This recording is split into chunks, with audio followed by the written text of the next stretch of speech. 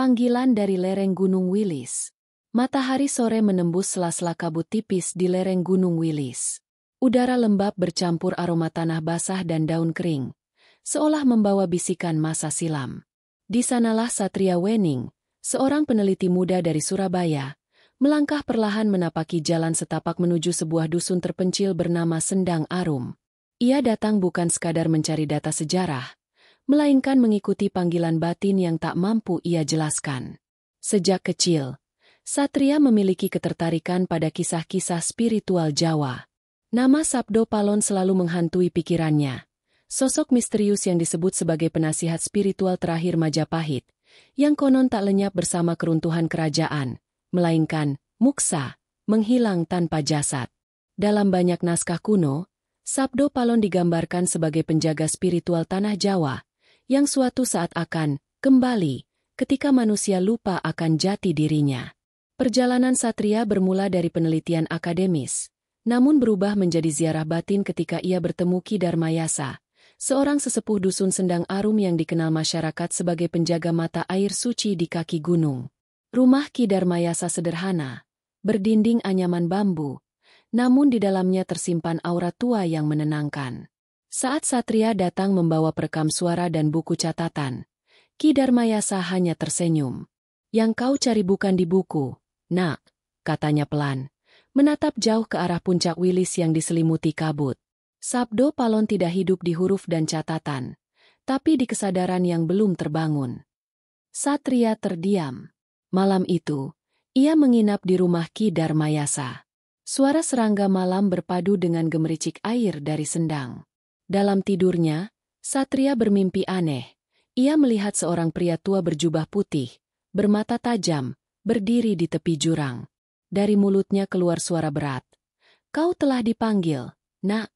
Dengarkan bukan dengan telinga, tapi dengan nurani. Ketika terbangun, jantungnya berdegup cepat. Ki Darmayasa sudah menunggunya di serambi, menyalakan dupa dan menatap ke arah hutan. "Kau sudah melihat sesuatu, bukan?" tanya sang kiai dengan nada datar. Satria hanya mengangguk, tak berani menjawab. Ki Darmayasa lalu berkata, "Mulai hari ini, perjalananmu bukan penelitian lagi. Ini adalah laku, jalan pengenalan diri. Jika kau ingin memahami Sabdo Palon, kau harus lebih dulu mengenal siapa yang berbicara di dalam hatimu." Hari-hari berikutnya, Satria diajak berkeliling wilayah sekitar Sendang Arum. Ia melihat batu-batu besar bertuliskan aksara Jawa kuno, mendengar kisah tentang Ratu Kidul, Kyai Semar, dan roh-roh penjaga gunung. Namun di setiap kisah, nama Sabdo Palon selalu muncul, seolah menjadi benang merah antara dunia manusia dan dunia halus.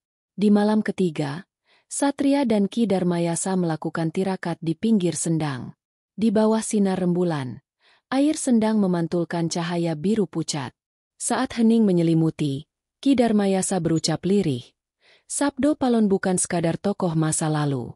Ia adalah simbol, suara hati yang tak pernah padam dari tanah Jawa. Ia hidup di setiap jiwa yang masih menjaga keseimbangan antara nalar dan rasa." Malam itu, Satria merasakan sesuatu dalam dirinya berubah. Seolah sebuah pintu batin terbuka perlahan. Angin berhembus pelan membawa aroma kemenyan dan bunga kenanga. Dari kejauhan, terdengar suara gamelan samar, padahal tak ada siapapun di desa yang menabuhnya. Ki Darmayasa tersenyum. "Itu tandanya ia mendengar," katanya. Satria menatap langit malam, lalu berbisik pelan. "Sabdo Palon, apakah benar kau masih menjaga kami?" Suara angin menjawab lembut, seperti gumam dari masa lalu. "Aku tidak pergi, hanya menunggu manusia sadar akan dirinya." Dan di sanalah, perjalanan spiritual Satria dimulai, bukan untuk menemukan sosok Sabdo Palon, melainkan untuk memahami makna sejati dari sabda dan kesunyian yang melahirkan kebijaksanaan Jawa. Jejak di batu sendang. Pagi menyelimuti Sendang Arum dengan kabut tipis. Suara ayam jantan bersahut dari kejauhan, seolah membangunkan bumi dari tidur panjangnya. Satria Wening keluar dari rumah Ki Darmayasa membawa buku catatan, kamera, dan senter kecil. Hari itu ia berniat menelusuri tepi sendang, mata air yang oleh penduduk setempat disebut sendang penggugah jiwa. Airnya jernih, mengalir pelan di antara bebatuan hitam yang tampak seperti tersusun dengan sengaja oleh tangan-tangan masa lampau. Ki Darmayasa berjalan di depan, membawa tongkat kayu yang ujungnya dibungkus kain merah. Sendang ini bukan sembarang sumber air, katanya tanpa menoleh. Di bawahnya mengalir jalur energi tua, yang disebut orang dulu sebagai urat bumi. Sabdo Palon dulu sering datang ke tempat seperti ini, menyepi, menyerap suara sunyi dari perut tanah. Satria mendengarkan dengan seksama. Ia tahu cerita rakyat sering dilapisi simbol. Namun sejak malam mimpi itu, pikirannya tak lagi menolak hal-hal yang tak bisa dijelaskan dengan logika. Setiap kali ia mendekati sendang, ada getaran halus yang menjalari telapak kakinya, seperti bumi sedang berbicara lewat tubuhnya sendiri. Ketika mereka tiba di sisi barat sendang, Ki Darmayasa berhenti di depan sebongkah batu besar yang separuh tertanam di tanah. Permukaannya berlumut, tapi di bagian tengah tampak guratan samar menyerupai aksara Jawa kuno. Ki Darmayasa berjongkok, membersihkan permukaan batu dengan tangan. Inilah yang orang-orang desa sebut batu sabdo, katanya perlahan. Tidak banyak yang berani menyentuhnya. Satria mendekat. Ia mengamati bentuk simbol itu, lingkaran dengan garis berputar di tengahnya, menyerupai pusaran air. Di sekelilingnya ada 3 tanda kecil seperti daun. Ia memotret dari berbagai sudut, lalu membuka buku catatan. Saya pernah melihat pola ini di naskah kuno Majapahit, gumamnya. Mungkin ini bukan tulisan, tapi penanda arah energi.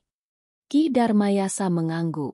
Orang dulu tidak menulis untuk dibaca mata, tapi untuk dibaca jiwa. Lingkaran itu lambang sabda, pusaran suara yang lahir dari kesunyian. 3 daun di sekelilingnya melambangkan cipta, rasa, karsa, 3 kekuatan manusia. Ketika ketiganya seimbang, barulah sabda sejati muncul. Satria menatap batu itu lama.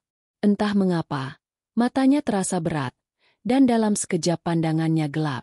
Ia seperti terlempar ke masa silam, melihat padang luas, keraton Majapahit berdiri megah di kejauhan, dan di tengahnya seorang lelaki berjubah putih berdiri menghadap matahari terbit.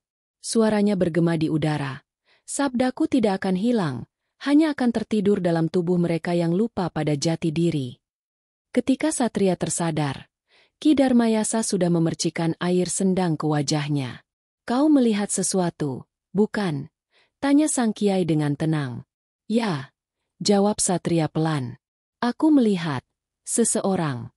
Ia berbicara tentang sabda yang tertidur. Itu tandanya batu itu mengenalmu, ujar Ki Darmayasa. Bukan kau yang meneliti batu ini yang meneliti hatimu. Hari mulai beranjak siang. Mereka duduk di tepi sendang, ditemani gemericik air dan semerbak bunga kenanga yang Ki Darmayasa taburkan di permukaan. Sabdo Palon bukan sekadar nama, lanjutnya. Ia adalah kesadaran yang menjaga keseimbangan dunia Jawa. Setiap kali manusia melupakan rasa dan hanya percaya pada nalar, sabdanya melemah. Batu ini adalah pengingat bahwa manusia Jawa lahir bukan untuk menaklukkan alam, tapi bersatu dengannya. Satria menulis setiap kata dengan tangan gemetar. Rasanya seperti mencatat sesuatu yang jauh lebih besar dari penelitian akademis. Ia mulai memahami apa yang Ki Darmayasa maksud dengan laku. Di sini, pengetahuan bukanlah kumpulan data, tapi perjalanan menuju keseimbangan batin. Sore hari, saat mereka hendak pulang, Satria menoleh sekali lagi ke arah batu itu. Cahaya matahari yang condong ke barat memantulkan kilau aneh di permukaannya, seperti pusaran air yang berdenyut hidup. Ia hampir yakin melihat bayangan wajah seseorang di dalamnya, wajah yang sama dengan yang muncul dalam mimpinya. Ki, katanya ragu, apakah Sabdo Palon pernah benar-benar ada sebagai manusia? Ki Darmayasa tersenyum samar. Pernah, tapi tidak seperti yang kau bayangkan. Ia hidup di masa Majapahit, tapi sabdanya menembus waktu. Kau bisa menemuinya bukan di masa lalu, tapi di kedalaman dirimu sendiri. Mereka berjalan pulang melewati hutan kecil yang mulai diselimuti kabut senja. Satria merasa langkahnya berat, bukan karena lelah, tapi karena hatinya mulai dipenuhi pertanyaan yang tak bisa dijawab. Ia tahu, sejak hari itu, Perjalanan ini tak akan berhenti di Batu Sendang. Ada sesuatu yang lebih dalam menunggunya. Sebuah rahasia yang mungkin tak tertulis dimanapun, tapi bersemayam dalam kesadaran purba tanah Jawa. Dan di kejauhan, suara gamelan samar kembali terdengar, seolah dari balik pepohonan. Nada-nadanya lembut, mengalun di antara desir angin. Sabdo kang ora ilang, nyawiji ing jati diri. Satria berhenti sejenak, menatap langit merah. Dalam hatinya, sebuah kalimat bergema tanpa suara. Jejak Sabdo Palon bukan di masa lalu, tapi di setiap napas yang masih mengingat keseimbangan antara bumi dan langit. Bayangan di padepokan tua. Angin dari utara bertiup lembut membawa aroma tanah basah dan bunga kopi yang sedang mekar. Setelah penemuan batu Sabdo, Ki Darmayasa mengajak Satria menempuh perjalanan lebih jauh ke timur Laut Sendang Arum, menuju reruntuhan padepokan Kembang Gading, tempat yang dipercaya sebagai salah satu pusat laku spiritual Majapahit di masa akhir kejayaannya. Perjalanan ditempuh selama 2 hari, melewati kebun teh dan hutan pinus yang rimbun. Di sepanjang jalan, Satria terus memikirkan kata-kata Ki Darmayasa. Batu itu meneliti hatimu. Ia merasa seakan setiap langkah menyingkap lapisan batin yang selama ini tertutup oleh logika. Menjelang senja hari kedua, mereka tiba di depan reruntuhan padepokan. Hanya tersisa dinding batu bata merah dengan lumut tebal menutupi ukiran kalamakara di pintu gerbang. Di dalamnya tumbuh pohon beringin besar dengan akar menjalar ke segala arah, seolah sedang memeluk sisa bangunan tua itu agar tak runtuh sepenuhnya. Ki Darmayasa berhenti di bawah beringin, menunduk dalam hening, lalu berbisik pelan. Dahulu tempat ini menjadi padepokan para manembasunya, para pertapa yang mencari suara Tuhan dalam diam. Disinilah Sabdo Palon kerap menyampaikan ajaran rahasia tentang kesatuan jagat cilik dan jagat gede. Satria meletakkan tasnya, mengeluarkan kamera dan buku catatan. Namun entah kenapa, saat lensa kameranya diarahkan ke dinding, layar seketika bergetar dan buram. Ia mencoba lagi, hasilnya tetap sama. Seolah tempat itu menolak direkam dengan alat modern. Ki Darmayasa tersenyum melihat kegelisahan itu. Ada hal yang hanya bisa dilihat dengan mata batin, bukan lensa. Malam tiba dengan cepat. Mereka menyalakan api kecil di tengah halaman padepokan. Di bawah cahaya temaram, ukiran-ukiran tua tampak hidup seperti bayangan menari. Satria memandangi dinding di depannya. Tiba-tiba, dari sela cahaya api, muncul bayangan samar menyerupai manusia berjubah panjang. Sosok itu berjalan perlahan melintasi halaman, lalu berhenti di dekat beringin. Satria terpaku, tak berani bersuara. Ki Darmayasa hanya menutup mata, duduk bersila, seolah sedang mendengarkan sesuatu yang tak terdengar. Suara itu datang seperti bisikan. Sabda bukan untuk diucapkan, tapi untuk disadari. Ketika kau mengucap, kau memisahkan dirimu dari sumbernya. Satria terhenyak. Suara itu bukan dari luar, tapi dari dalam dadanya sendiri, bergetar lembut namun tegas. Ia menatap Ki Darmayasa, tapi sang kiai tetap diam. Hanya bibirnya bergerak sedikit, seolah sedang membaca doa yang sudah dilupakan manusia modern. Ketika api mulai redup, sosok bayangan itu memudar perlahan, menyatu dengan gelap malam. Ki Darmayasa membuka mata dan berkata tenang. Itu bukan arwah, bukan pula makhluk halus. Itu adalah memori tempat ini.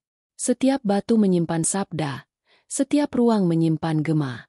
Kau hanya sedang mendengarkan kembali ingatan bumi. Satria menelan ludah, masih mencoba memahami.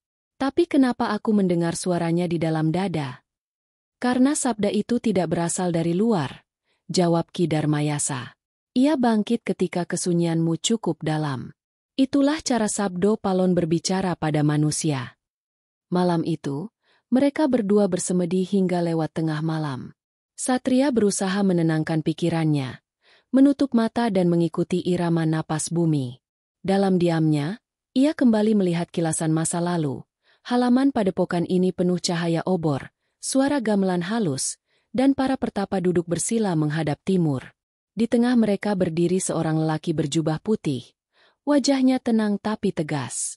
Wahyu bumi ada di dalam diri, kata sosok itu.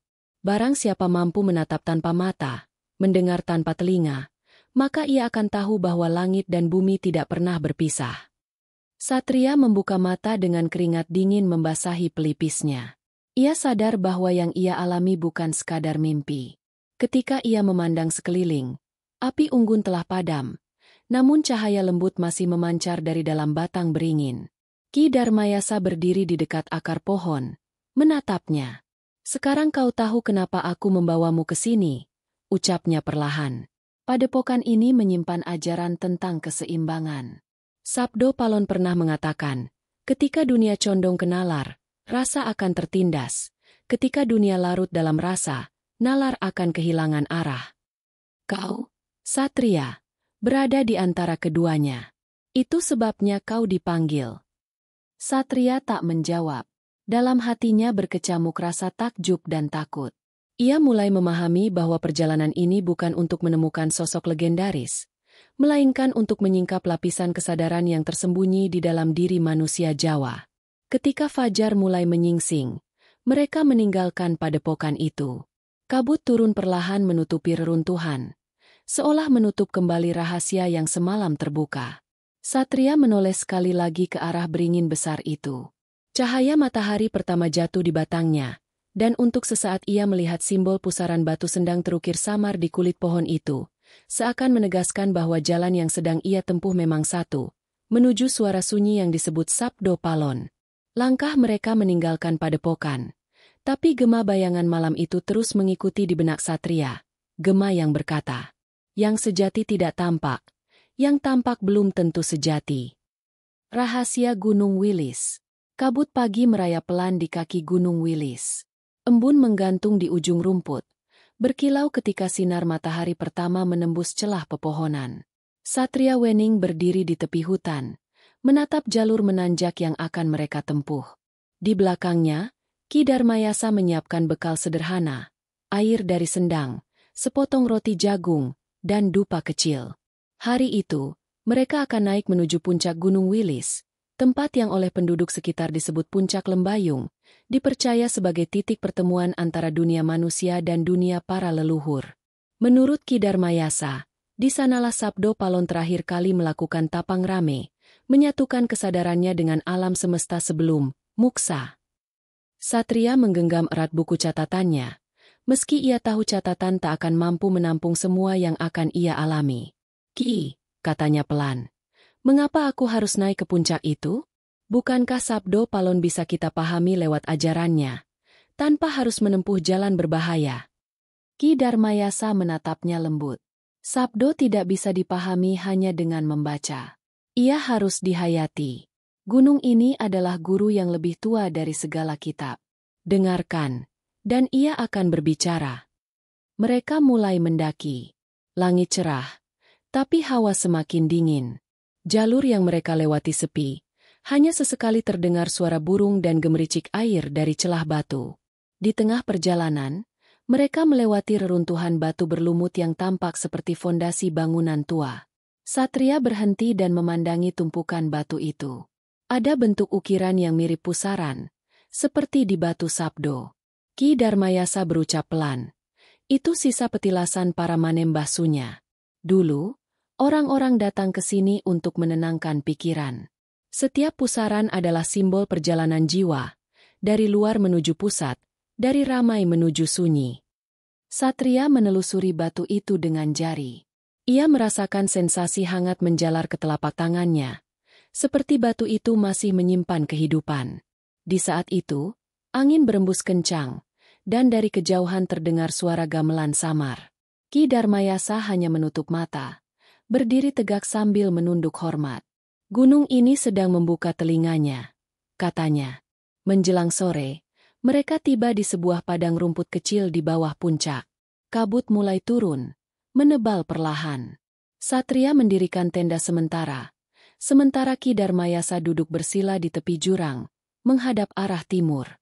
"Disinilah dulu Sabdo Palon bersemadi," katanya. Ia menatap matahari terbit setiap hari tanpa mengedip, sampai ia menyatu dengan cahaya. Satria duduk di sampingnya, mencoba mengikuti ketenangan Ki Darmayasa. Namun pikirannya terus berputar, tentang batu sendang, bayangan di padepokan, dan suara yang muncul dari dalam dadanya. Ia menutup mata, menarik napas dalam. Dalam keheningan itu, ia mulai merasakan denyut halus di sekitarnya, seolah tanah, angin, dan pepohonan bernafas bersamaan. Lalu suara itu datang lagi, kali ini lebih jelas. Gunung bukan hanya batu dan tanah. Ia adalah tubuh dunia. Ketika manusia lupa menghormatinya, dunia kehilangan keseimbangannya. Satria membuka mata dengan terkejut. "Ki, aku mendengar suara lagi," katanya gemetar. Ki Darmayasa tersenyum samar. "Itulah sabda bumi. Kau mulai mendengar bukan dengan telinga, tapi dengan rasa. Gunung Wilis berbicara padamu sebagaimana ia dulu berbicara pada Sabdo Palon." Malam pun turun. Langit dipenuhi bintang, dan angin dingin menusuk kulit. Ki Darmayasa menyalakan dupa dan menaburkan bunga kenanga di atas batu datar. "Malam ini kita akan melakukan tapa bisu," ujarnya. "Tidak ada kata, tidak ada pertanyaan. Biarkan alam berbicara." Satria mengikuti. Dalam diam yang panjang, pikirannya perlahan larut ke dalam suara alam, desiran angin, gemerisik daun, bahkan detak jantungnya sendiri. Waktu seolah berhenti. Ia melihat cahaya lembut menembus kabut, membentuk siluet seorang lelaki berjubah putih berdiri di tepi jurang. Sosok itu menatapnya tanpa bicara, tapi matanya menyala seperti bara. Dalam keheningan itu, suara berat mengalun di benaknya. "Aku tidak mati, karena aku bukan tubuh. Aku adalah sabda yang hidup di antara yang masih mendengar.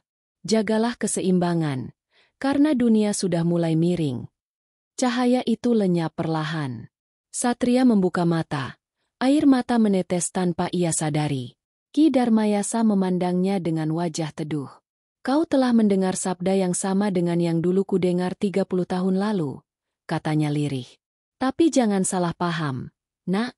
Itu bukan arwah Sabdo Palon. Itu gema kesadaran yang pernah ia tinggalkan di dunia." Mereka berdiam lama hingga fajar muncul. Saat cahaya pertama menembus kabut, Satria merasakan sesuatu yang berbeda dalam dirinya. Ada ketenangan baru, seolah gunung telah menanamkan sesuatu di hatinya. Ia tahu, perjalanan ini belum berakhir. Gunung Wilis baru saja membuka satu lapisan rahasia, tapi masih banyak yang menunggu di balik sunyi. Saat mereka turun dari puncak, Ki Darmayasa berkata, "Gunung ini tidak memberi jawaban, hanya cermin.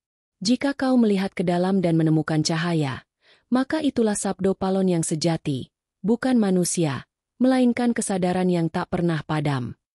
Satria menatap lembah yang diselimuti kabut di bawah sana. Ia tahu, sejak hari itu, dirinya tak lagi sama. Sabdo Palon bukan sekadar legenda, melainkan suara bumi yang bersemayam di setiap manusia yang masih mau mendengar kesunyian. Pertemuan dengan sang penjaga. Langit sore di lereng Gunung Wilis tampak keperakan. Awan menggantung rendah, seolah menutup dunia dari pandangan mata manusia. Setelah 3 hari tinggal di puncak, Satria Wening dan Ki Darmayasa mulai menuruni jalur timur gunung. Jalan itu sunyi dan jarang dilewati penduduk. Menurut cerita, arah timur adalah jalur Sunya, jalur yang hanya digunakan para peziarah untuk menemui penjaga wilayah gaib Gunung Wilis. Satria berjalan di belakang. Tubuhnya masih lelah namun hatinya tenang. Sejak pengalaman malam itu, suara Sabdo Palon masih bergema di dadanya. Ia belum mengerti sepenuhnya maknanya, tapi kata-kata itu hidup, seperti mantra yang terus berputar di benaknya. "Aku bukan tubuh, aku sabda yang hidup di antara yang mendengar." Ketika senja turun, mereka tiba di sebuah lembah sempit diapit 2 tebing batu. Di sana berdiri gapura batu hitam dengan ukiran kepala naga di puncaknya. Kabut menutupi separuh gerbang, dan dari dalam terdengar suara gemericik air. Ki Darmayasa berhenti di depan gerbang itu, menunduk hormat.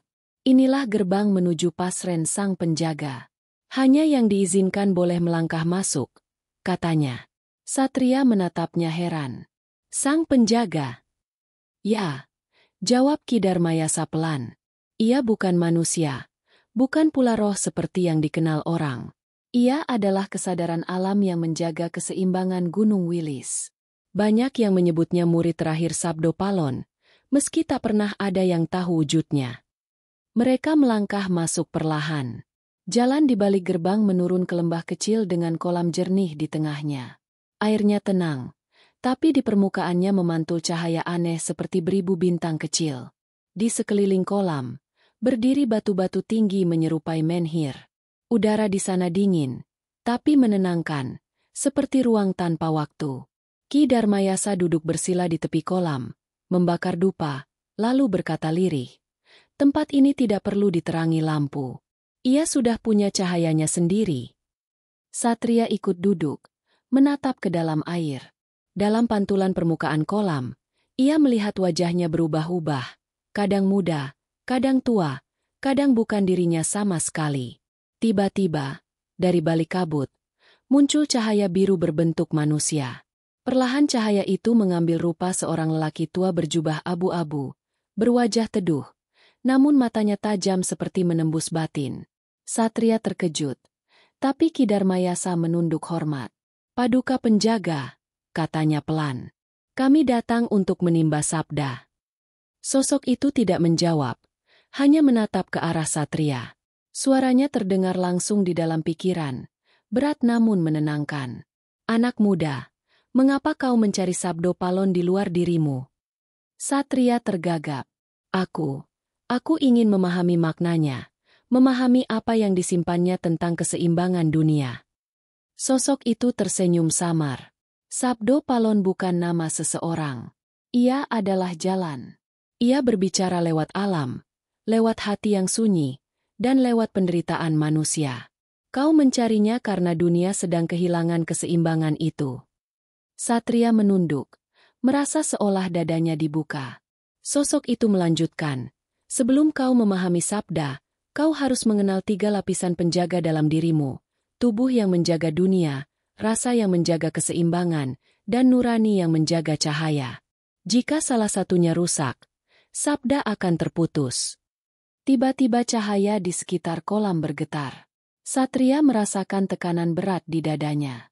Dalam sekejap, ia melihat kilasan dunia, hutan terbakar, sungai mengering, manusia saling menipu demi kuasa. Suara sang penjaga kembali bergema. Itu akibat manusia yang lupa mendengar bumi. Sabdo Palon telah lama menunggu, tapi tak seorang pun mau berhenti dan mendengar. Air mata Satria menetes. Ia merasa bersalah, bukan hanya sebagai peneliti, tapi sebagai bagian dari dunia yang telah membisu terhadap alamnya sendiri. Ki Darmayasa meletakkan tangannya di pundak Satria. "Kau sudah melihat keseimbangan yang rusak. Sekarang tugasmu bukan hanya memahami, tapi menjaga." Sosok cahaya itu perlahan memudar, menyisakan sinar lembut di permukaan air. Sebelum benar-benar hilang, suaranya terdengar sekali lagi. "Jika sabda adalah suara dari kesunyian, maka penjaganya adalah mereka yang berani diam di tengah hiruk-pikuk dunia. Sini, hanya suara angin dan air yang tersisa." Ki Darmayasa menatap Satria yang masih menunduk. "Kini kau tahu kenapa perjalanan ini belum selesai," katanya. "Sang penjaga tidak memberimu ilmu, tapi cermin. Di dalam pantulan itu, kau akan menemukan siapa yang sebenarnya berbicara sejak awal." Malam itu mereka bermalam di tepi kolam. Satria tak bisa tidur. Ia memandangi air yang berkilau di bawah cahaya bulan, dan dalam pantulan itu ia tak lagi melihat wajahnya sendiri, melainkan wajah lelaki berjubah putih yang tersenyum samar. Tak ada rasa takut, hanya kedamaian yang dalam, seolah alam telah menerima kehadirannya. Saat fajar menyingsing, kabut menghilang dan kolam itu tampak seperti cermin langit. Ki Darmayasa berdiri dan berkata lirih, "Gunung telah memperkenalkanmu pada penjaganya. Kini waktumu untuk mendengar sabda yang lahir dari dalam." Satria menatap air tenang itu sekali lagi. Ia tahu, sesuatu dalam dirinya telah berubah selamanya. Sabdo Palon kini bukan legenda jauh, melainkan suara yang mulai tumbuh di dalam batinnya. Suara yang menuntunnya untuk melangkah ke bab berikutnya. Sabda dari dalam diri. Sabda dari dalam diri. Langit pagi tampak jernih di atas lembah Gunung Wilis. Kabut yang semalam menyelimuti Pasren sang penjaga perlahan menghilang, meninggalkan udara yang segar dan hening. Di tepi kolam tempat mereka bermalam, Satria Wening duduk bersila menatap air yang kini jernih sempurna. Dalam pantulannya, ia tak lagi melihat sosok bercahaya dari semalam, hanya dirinya sendiri, namun wajah itu terasa berbeda. Matanya lebih tenang, napasnya lebih panjang, dan hatinya tidak lagi sesemrawut. Ki Darmayasa menghampirinya membawa kendi berisi air sendang.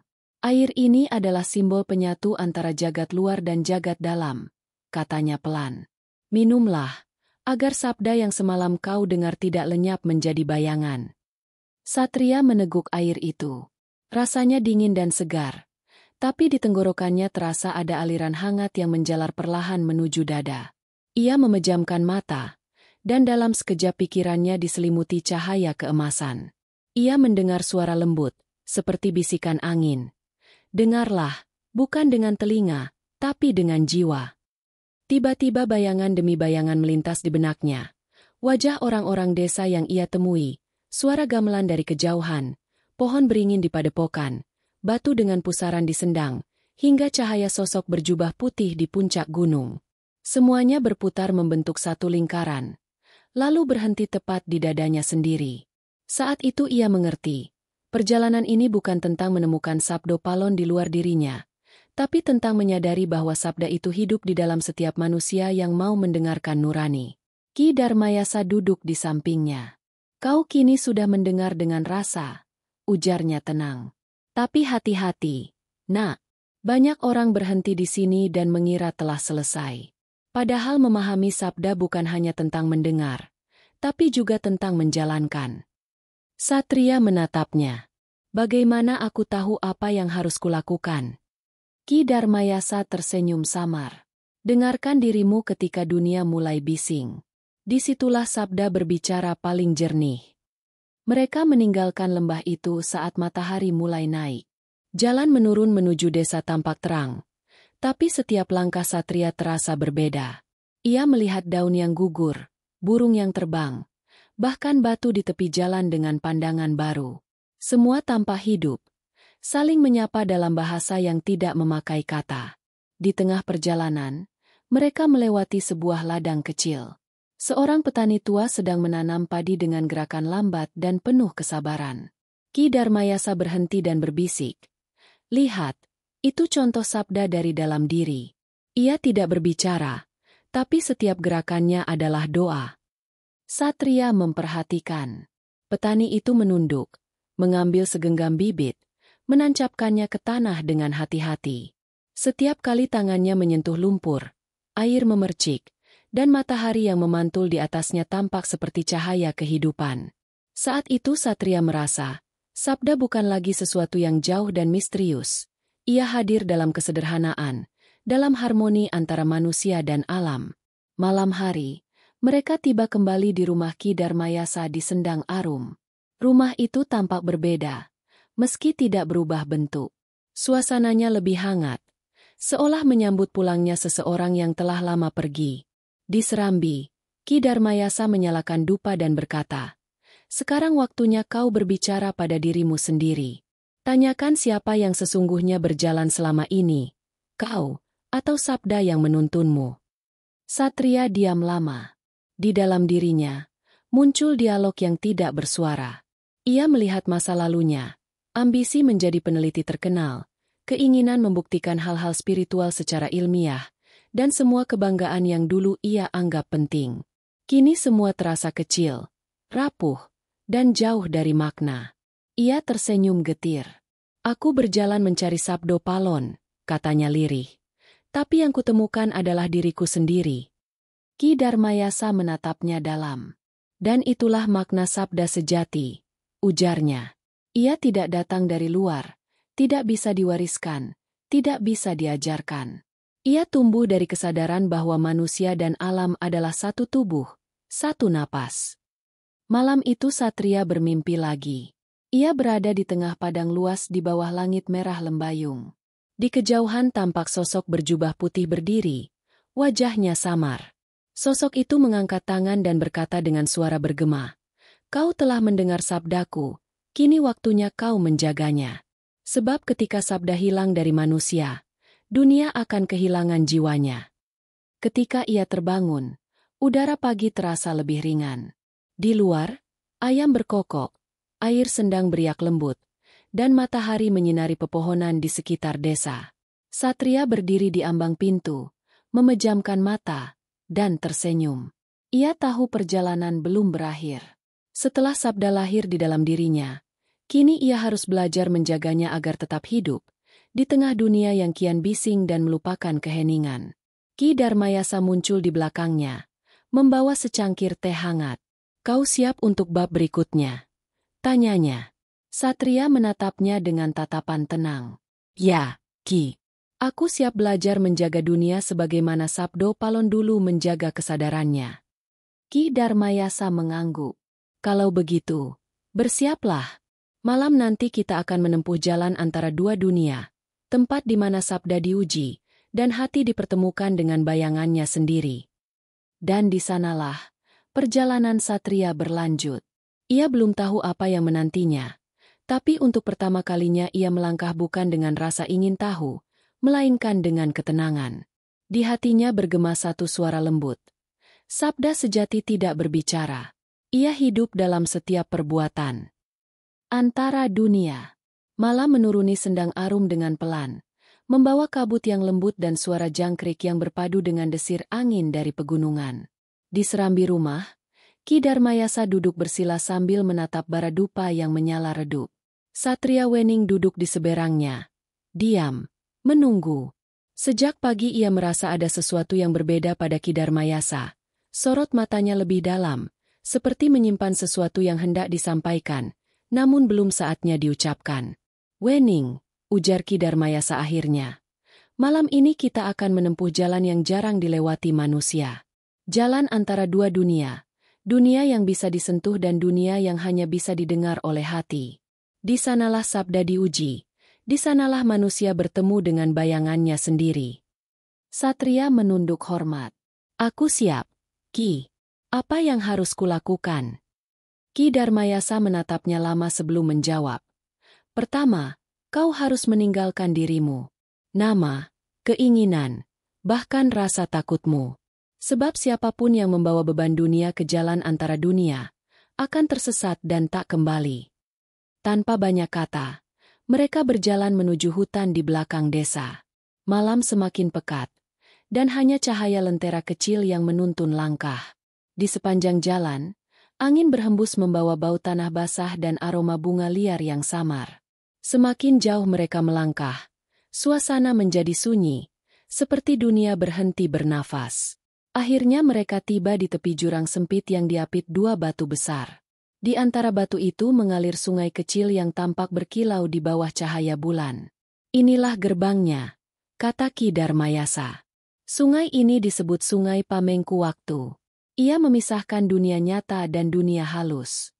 Satria menatap air yang berkilau. "Bagaimana kita menyeberanginya?" Ki Darmayasa tersenyum tipis. Dengan diam, ia menutup mata, duduk bersila di tepi sungai, dan mulai merapalkan doa dalam bahasa Jawa kuno yang nyaris tak bisa dipahami Satria. Suara itu dalam dan bergema, seolah menyatu dengan angin. Perlahan, permukaan air menjadi tenang, begitu tenang hingga tak lagi memantulkan cahaya. Hening total menyelimuti tempat itu. Satria ikut memejamkan mata, dan dalam sekejap, ia merasa tubuhnya melayang. Ketika membuka mata, dunia di sekelilingnya berubah. Langit tampak ungu, pohon-pohon berkilau samar, dan udara terasa lebih berat tapi hidup. Di kejauhan, ada cahaya hijau berpendar lembut, seolah memanggil mereka. Ki Darmayasa berdiri, wajahnya tampak muda, matanya bercahaya. "Kita telah menyeberang," katanya. "Inilah Lemah Teles, tempat di mana segala niat manusia tampak seperti wujudnya." Mereka berjalan menyusuri padang luas yang diselimuti kabut hijau.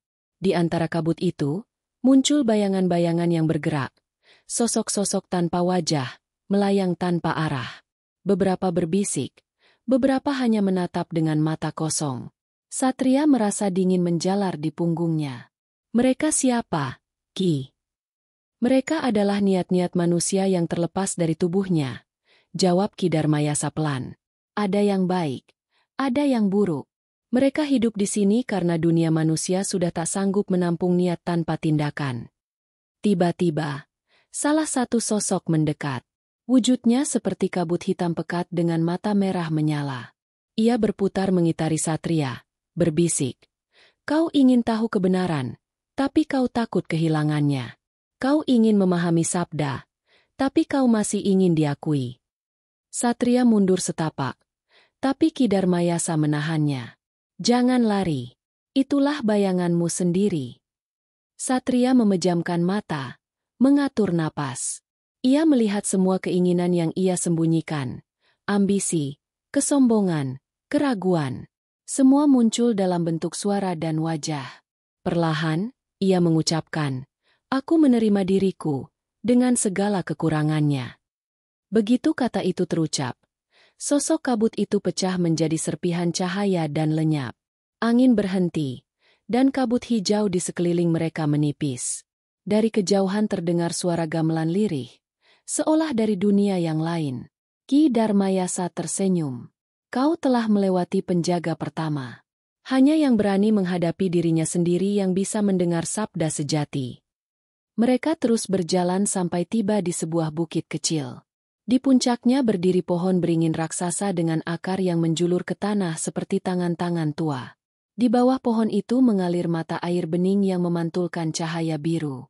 Ki Darmayasa berhenti di sana. Tempat ini disebut Pasren Panyawangan. Disinilah Sabdo Palon menaruh sisa jiwanya sebelum meninggalkan dunia manusia. Satria berlutut, menatap air yang berkilau itu. Di permukaannya, ia melihat wajahnya sendiri. Tapi kali ini wajah itu tersenyum. Ia tahu, bayangannya telah menjadi sahabat, bukan lagi musuh. Ki Darmayasa menepuk bahunya. Antara dunia telah memperlihatkan siapa dirimu sebenarnya.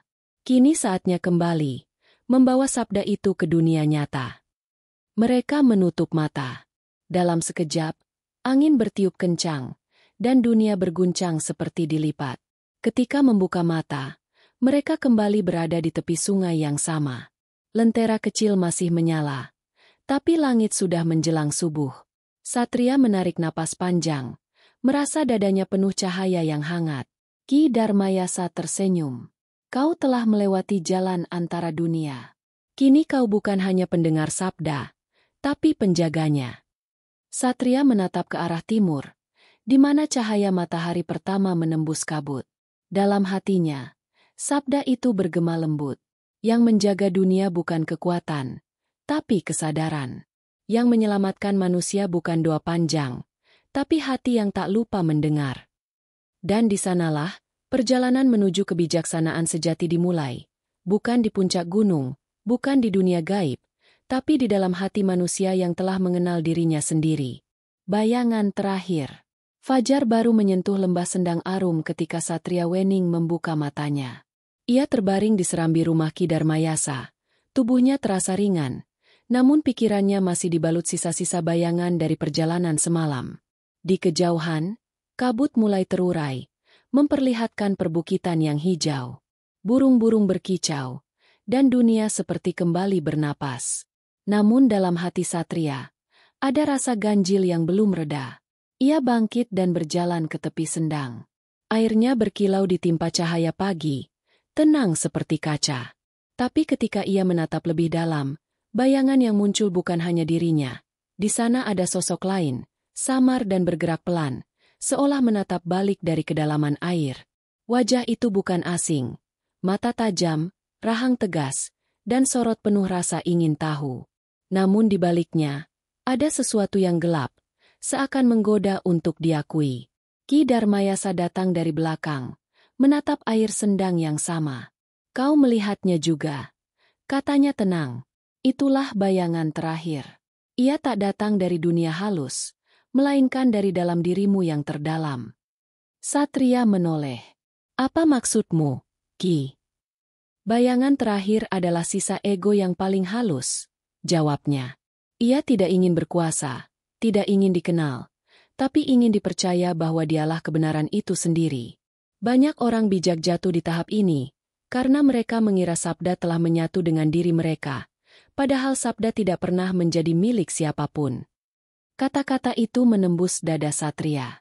Ia menatap kembali ke air, dan bayangan itu kini tersenyum, bukan sinis, tapi menenangkan, seolah mengajak berdamai. Tiba-tiba permukaan air bergolak, dan dari dalam muncul kabut putih yang berputar seperti pusaran. Dari pusaran itu keluar sosok berjubah gelap. Wajahnya menyerupai Satria sendiri, namun dengan mata yang memancarkan cahaya merah samar. Satria tersentak mundur. "Siapa kau?" Sosok itu tertawa kecil, suaranya dalam dan menggema. "Aku adalah kau yang ingin menjadi suci. Aku adalah bagian dirimu yang mengira telah memahami segalanya. Aku adalah sabda yang kau ubah menjadi kebanggaan." Satria menggigil. Ia sadar, inilah ujian terakhir, bukan melawan makhluk halus, tapi dirinya sendiri. Ia mencoba menenangkan napas, namun sosok itu terus berbicara. "Bukankah kau ingin menulis, menceritakan perjalananmu? Bukankah di hatimu masih ada keinginan agar dunia tahu bahwa kaulah yang mendengar Sabdo Palon? Aku bisa membuatmu bijak di mata orang, dihormati, dan diingat. Tinggal biarkan aku hidup di dalammu." Satria menutup mata. Suara itu seperti cermin dari pikirannya sendiri. Halus, menggoda, logis. Tapi di balik setiap kata, ia merasakan sesuatu yang berat, seolah rantai halus mengikat hatinya. Ia mengingat kata sang penjaga di Gunung Wilis. Yang menjaga sabda adalah mereka yang berani diam di tengah hiruk-pikuk dunia. Ia menarik napas dalam, lalu membuka mata. "Jika kau adalah bagian dariku, maka aku tak akan melawanmu. Tapi aku juga tak akan mengikutimu." Sosok itu berhenti tertawa. "Kau menolakku." "Aku tidak menolak. Aku hanya memilih berjalan tanpa membawa bayangan." Dengan tenang, Satria melangkah ke dalam sendang. Airnya dingin, tapi tidak menusuk. Ia terus berjalan sampai sosok bayangan itu perlahan larut, menyatu dengan riak air. Dalam sekejap, segala bisikan menghilang, dan hanya keheningan yang tersisa. Dari dasar air muncul cahaya keemasan yang lembut, menembus permukaan, menyinari wajah Satria. Ki Darmayasa yang menatap dari tepi sendang tersenyum. "Kau telah melewati ujian terakhir. Kini sabda tidak lagi di luar dirimu, tapi juga tidak terikat di dalam. Ia telah menjadi bagian dari kesadaranmu." Satria keluar dari air. Pakaian dan rambutnya basah, tapi tubuhnya hangat. Ia menatap langit yang mulai terang, dan untuk pertama kalinya, segala hal tampak sederhana. Tidak ada lagi misteri, tidak ada lagi kebingungan. Ia mengerti, sabda bukan untuk dikuasai, melainkan untuk dijaga melalui hidup yang seimbang. Malamnya, Ki Darmayasa menyalakan dupa terakhir di serambi rumah. Aroma cendana memenuhi udara. Ia berkata pelan, "Sabdo Palon bukan legenda untuk diceritakan, tapi pesan untuk dijalankan. Ia adalah napas bumi, suara air, dan kesadaran manusia yang tak boleh tercerabut." Satria mendengarkan tanpa menyela. Dalam dirinya, sabda itu bergetar halus, seperti nyanyian alam. Ia teringat kembali semua perjalanan, cahaya di puncak gunung, sang penjaga di lembah, sungai di antara dunia, hingga bayangan terakhir di sendang. Semua menjadi satu garis yang menghubungkan bumi dan langit di dalam dirinya. Sebelum tidur, Ki Darmayasa berkata, "Perjalananmu belum berakhir. Dunia di luar sana sedang kehilangan keseimbangannya. Kau telah belajar mendengar, kini waktunya berbicara, bukan dengan kata-kata, tapi dengan laku." Satria menatap bara dupa yang perlahan padam. "Aku mengerti, Ki. Sabda itu harus hidup, bukan sekadar diucapkan." Ki Darmayasa tersenyum. Itulah makna dari nama Sabdo Palon, sabda yang menolak padam. Di luar, angin berembus lembut, membawa aroma tanah dan bunga malam. Langit bersih tanpa awan, seolah semesta ikut berdiam. Dalam keheningan itu, Satria tahu bahwa dirinya kini bukan hanya peneliti, bukan pula murid. Ia adalah penjaga kecil dalam rantai panjang kesadaran Jawa, yang sejak dulu selalu berbisik dalam diam. Selama bumi masih bernafas, sabda tidak akan hilang. Dan malam itu, Sendang Arum kembali hening, tapi bukan hening yang kosong, melainkan hening yang penuh kehidupan. Sabda yang menyala. Beberapa minggu telah berlalu sejak malam di Sendang Arum itu. Angin gunung kini berhembus lebih hangat, dan sinar matahari menembus sela-sela bambu di halaman rumah Ki Darmayasa. Hidup kembali berjalan seperti biasa. Warga desa bertani, anak-anak bermain di sawah, suara gamelan kadang terdengar dari kejauhan. Namun bagi Satria Wening, dunia sudah tidak sama lagi. Ia bukan lagi peneliti yang datang membawa rasa ingin tahu, melainkan seseorang yang telah belajar diam di tengah hiruk-pikuk dunia. Setiap langkahnya kini terasa terhubung dengan tanah. Setiap napasnya seperti menyatu dengan udara. Ia mulai memahami bahwa sabda bukanlah kata yang diucapkan, melainkan kesadaran yang dijalankan. Pagi itu, Ki Darmayasa memanggilnya ke serambi. "Wening," ujarnya lembut. "Kau sudah mendengar sabda, melihat bayanganmu, dan melintasi dua dunia. Kini saatnya memahami tugasmu yang sebenarnya."